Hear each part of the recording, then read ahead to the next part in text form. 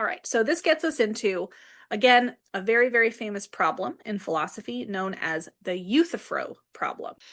But what's classic or famous about this particular dialogue is that it seems to have posed such an immense theological dilemma that Christian theologians still struggle, right? And I don't just mean Christian, but Abrahamic philosophers of religion and theologians have struggled to reconcile this dilemma and still struggle with it today. And it's called a dilemma because it's going to pose us with two options.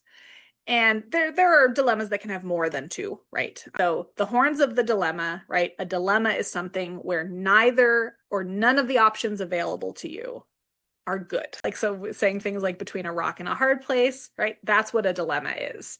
Something where either option or whatever of the options are provided, they all have issues with them.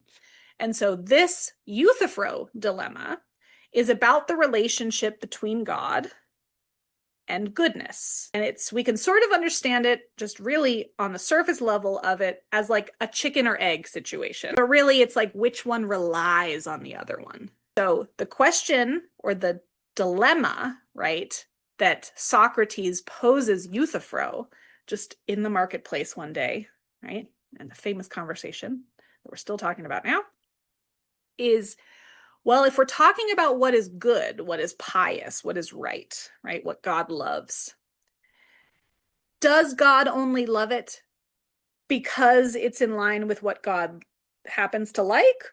Or was it already good? And that's why God loves it, right?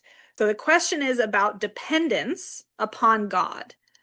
If something is good, is it good simply because God loves it or wills it or commands it? Or was it already good and that's why God loves it and commands it and wills it to be so?